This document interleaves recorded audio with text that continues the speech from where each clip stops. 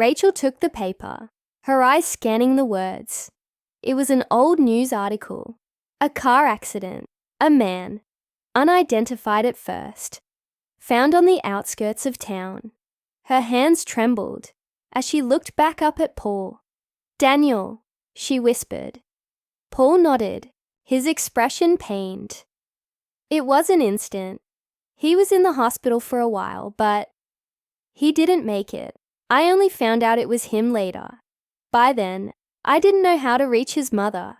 Rachel felt tears sting her eyes. He had been so close, so heartbreakingly close. She returned to Mrs. Jenkins's house that evening, her heart heavy. When she walked inside, the old woman was sitting in her chair, still clutching the letter, as if afraid to let it go. Rachel knelt beside her, taking her hands gently. "Mrs. Jenkins, I found out what happened to Daniel." The elderly woman's breath caught. "He was here, wasn't he?" she whispered. Rachel nodded, tears welling up. "He waited for you. Every day. He wanted to come home." Mrs. Jenkins let out a soft sob, her whole body shaking. "And I never knew." Rachel squeezed her hands. "He never stopped loving you. He never gave up on you." Tears streamed down Mrs. Jenkins's face, her shoulders trembling. "I thought I lost him years ago, but now knowing this, it hurts even more." Rachel hugged her, holding her tightly as the old woman wept. They sat like that for a long time, grief and love intertwining in the silence. Days later, Rachel helped Mrs. Jenkins visit the cemetery where Daniel was buried. The gravestone was simple, weathered with time, but Mrs. Jenkins knelt before it, pressing her hand against the cold stone as if trying to reach through time itself. "My boy," she whispered, tears falling freely. "I'm so sorry. I never stopped loving you, and I never will." Rachel watched as she placed a single flower down, a quiet moment of closure. It wasn't the reunion she had dreamed of, but it was a chance to say the words that had been left unsaid for far too long. As they walked away, Mrs. Jenkins held Rachel's hand. Her grip was firm, steady, as if something inside her had finally found peace. "Thank you, dear," she said softly, "for giving me back my son." Rachel smiled through her own tears. "He was always with you, Mrs. Jenkins, and he always will be." And with that, they walked home, carrying the weight of the past, but also the love that had never truly left. It was one of those bitterly cold evenings when the sky turned a dull shade of grey and the wind carried a sharp bite. The streets were slick with melting snow, and most people hurried home, eager to escape the freezing air. But in the middle of a nearly empty gas station, an old beat-up sedan sat motionless near the pumps. Its hood popped open, steam rising in faint wisps. Beside it stood a woman, wrapped in a thin coat, her hands trembling as she clutched her phone. She looked exhausted, like someone who had been fighting battles long before her car decided to betray her. Jake, a seasoned mechanic, was about to call it a day. He had spent hours at his small auto repair shop, his hands covered in grease, his muscles aching from another long shift. But as he locked up, his gaze landed on the struggling woman at the gas station across the street. Something about the way she stood there, alone, helpless, made him pause. He could have ignored it, gone home, and left the problem for someone else. But that wasn't the kind of man Jake was. With a sigh, he pulled his jacket tighter and crossed the street, his boots crunching against the icy pavement. "Having some trouble?" he asked, his voice calm but warm. The woman turned, startled at first, then visibly relieved. "Yeah," she exhaled. "My car just died on me. I don't know what's wrong. It won't start. And Her voice trailed off, frustration mixing with a hint of embarrassment. Jake took one look at the car and knew it had seen better days. He grabbed a flashlight from his pocket and leaned under the hood. "I can take a look, if you don't mind," he offered. The woman hesitated. I don't have the money to pay for repairs right now," she admitted, her eyes filled with quiet worry. That told Jake everything he needed to know. This wasn't just an inconvenience for her. This was something much bigger. "Don't worry about that," Jake said with a small smile. "Let me see what I can do first." She introduced herself as Emily. Her voice carried a weariness, the kind that came from life throwing too many problems at her all at once. As Jake worked under the hood, she stood beside him, rubbing her hands together for warmth.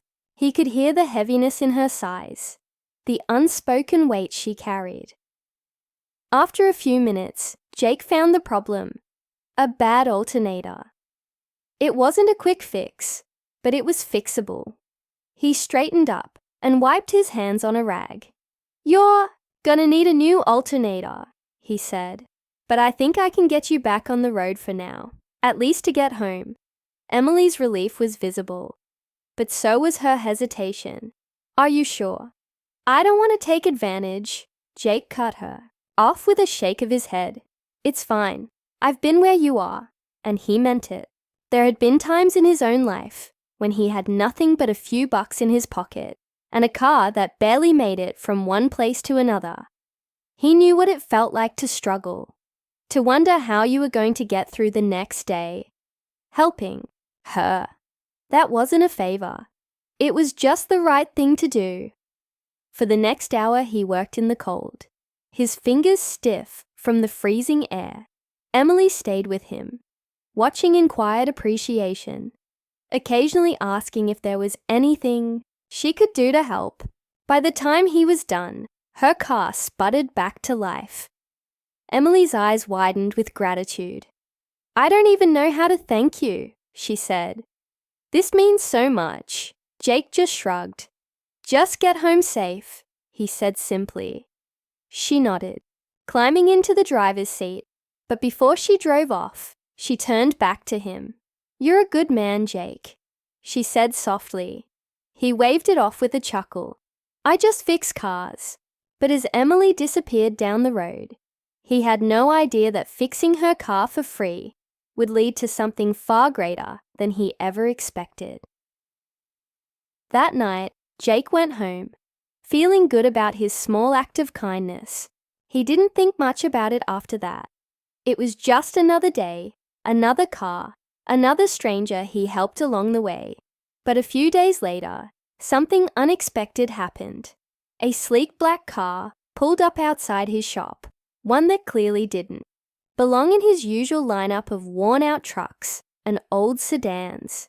Jake looked up from under a hood, wiping his hands as a well-dressed man stepped out. He had the air of someone important, someone who wasn't used to waiting. "Are you Jake?" the man asked. Jake nodded cautiously. "That's me. What can I do for you?" The man smiled, but there was something in his eyes, something unreadable. "Actually," he said, "I think it's time someone did something for you." Jake frowned. "I don't follow." The man reached into his pocket and pulled out an envelope. "You helped someone the other night," he said. Emily. At the mention of her name, Jake's posture straightened. "Yeah, I did. Why?" The man handed him the envelope. She didn't forget. Jake hesitated before taking it. The weight of it in his hand felt different, heavy in a way that wasn't just about the paper inside. Slowly, he opened it, and what he saw nearly made him drop it. Inside was a check with more zeros than Jake had ever seen in his life. He looked up, stunned. "What is this?" The man smiled. "A gift." Jake could barely process what was happening. He had fixed Emily's car for free, expecting nothing in return. But now, standing in his small repair shop, holding an envelope that could change his life, he realized something. Sometimes, the smallest acts of kindness lead to the biggest surprises, and this was only the beginning. Jake stared at the check in his hands. his mind struggling to process what he was seeing. The amount was staggering, far more than anything he had ever held in his life. His hands, still rough with grease from years of work, trembled slightly as he looked up at the man standing before him.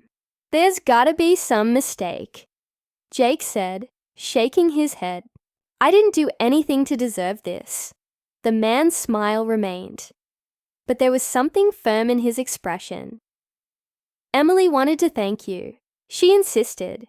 Jake exhaled, rubbing the back of his neck. He wasn't the kind of guy who did favors expecting anything in return.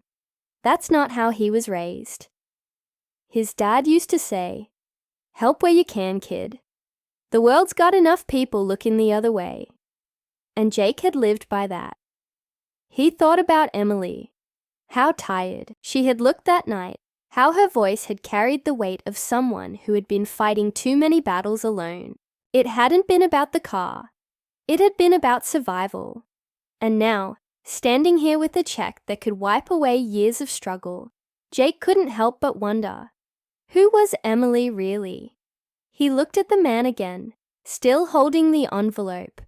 "Who are you?" The man extended his hand. "Mark Lawson. I work for Emily's family." Jake frowned. Family? From the way she had spoken that night, it sounded like she was alone. Why didn't she bring this herself? Mark's expression flickered, just for a second. She wanted to, but things got complicated. That answer didn't sit right with Jake. Something about the way Mark said it, like there was more to the story than he was letting on. Jake looked down at the check again. This wasn't just a thank you gesture. This was life-changing money. Too much money. He folded the check and slipped it back into the envelope before handing it to Mark. "I can't take this." Mark's brow lifted slightly. "Why not?" Jake shrugged. "I fix cars. I don't take handouts." Mark studied him for a long moment, then let out a small chuckle. "You're a rare one, Jake." He put the envelope back in his coat pocket. "But I have a feeling you'll be needing this sooner than you think." And with that, he walked back to his car and drove off, leaving Jake standing there, confusion swirling in his mind. For the rest of the night, Jake couldn't shake the feeling that something wasn't right. He barely slept, his mind running over the details. Why would Emily, a woman who had been struggling, have access to that kind of money? And why send someone else to deliver it? The next morning, Jake did something he usually wouldn't. He decided to find out more. He still had Emily's phone number from when they had exchanged it that night, just in case she needed more help with the car. He hesitated before dialing. Maybe he was overthinking. Maybe it really was just a generous gift. But deep down, something told him this wasn't just about a car repair anymore. The phone rang a few times before a voice answered. Except it wasn't Emily. "Who is this?" The voice was sharp, almost defensive. Jake's stomach tightened. "I was looking for Emily. Is she there?" There was a long pause. Then the voice softened just slightly. "Emily's not available right now." Jake frowned. "Is she okay?" Another pause. Then, quietly, "Who are you?" Jake gripped the phone tighter. "Just a mechanic who helped her the other night. She left me wondering if she was all right." The line was silent for a moment. Then, the voice said something that sent a chill down Jake's spine. "If you really want to help Emily, stay away." Then the call disconnected. Jake stared at his phone, his heartbeat pounding in his ears. Stay away? Whatever was going on, Emily was in trouble. And Jake had just stepped right into the middle of it. He had a choice. Walk away and pretend none of this happened. Or dig deeper and risk getting involved in something much bigger than a simple act of kindness. But Jake already knew the answer. He grabbed his keys, locked up his shop, and got in his truck. He wasn't about to let this go. Jake's hands tightened around the steering wheel. as he drove through the cold streets, his mind racing. The voice on the phone had sent a clear warning, "Stay away," but that only made him more certain that something was wrong.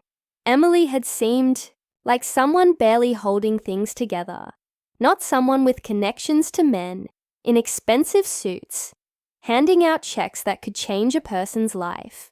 And now, just when he tried to reach her, she was suddenly unavailable. The gas station, where he had first met her, was empty tonight, the streetlights flickering against the damp pavement.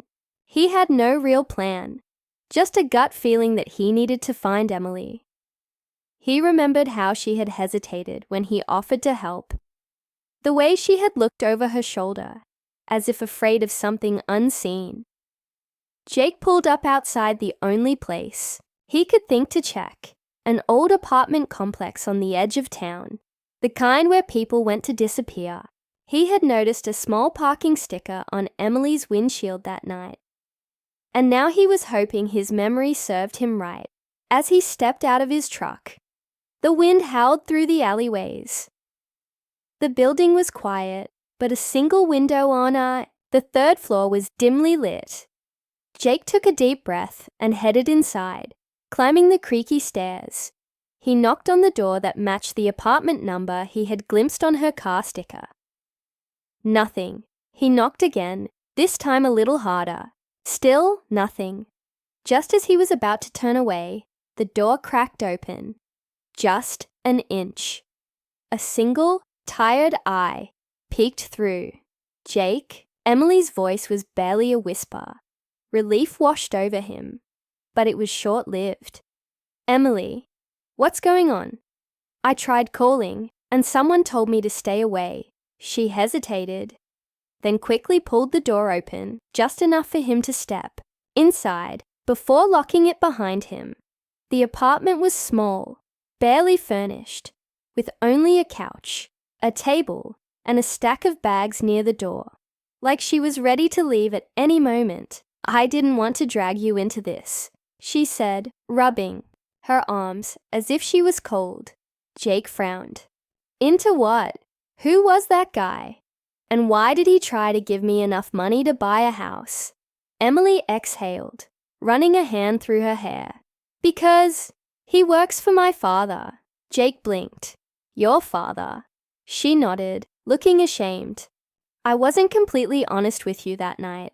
I wasn't always struggling. I come from money, a lot of it." She swallowed hard. "But I walked away from all of it." Jake's mind reeled. "Why?" Emily gave a bitter smile. "Because the life my father wanted for me wasn't mine. He controlled everything. Who I could see, where I could go. And when I refused to marry the man he chose for me, he cut me off." Jake shook his head, trying to process everything. "So you've been out here on your own, struggling just to get by." Emily looked away. "I didn't want anything from him. I wanted to prove I could stand on my own." She let out a weak laugh. "Turns out I'm not very good at it." Jake sighed. "That still doesn't explain why some guy showed up at my shop with a check big enough to fix more than just a car." Emily's face darkened. "Because they found me. And now, my father wants me back." Jake felt his stomach drop. "And you don't want to go." She shook her head. "No, but if I don't, he won't stop. He'll send more people. Make my life miserable until I give in." Jake looked at her, really looked at her. She wasn't just tired. She was scared. Then, without warning, there was a knock at the door. Emily stiffened. Jake's jaw clenched. She shook her head frantically, whispering, "Don't open it." But the knocking came again, louder this time. Then, a voice. "Emily, we know you're in there." Jake's muscles tensed. He could tell from the tone. This wasn't a friendly visit. Emily's hands trembled as she backed up against the wall. "They're not going to leave." Jake didn't think. He just acted. He grabbed Emily's coat, shoved it into her hands, and whispered, "Is there another way out?" She nodded, her eyes wide. "The fire escape." Without a second thought, Jake led her to the window, helping her climb out just as the knocking turned into pounding. They scrambled down the icy metal stairs, slipping onto the back alley. Emily was breathing fast, fear written all over her face. "Come on," Jake whispered, leading her toward his truck. Just as they reached it, the apartment door upstairs burst open. Jake didn't wait to see who came out.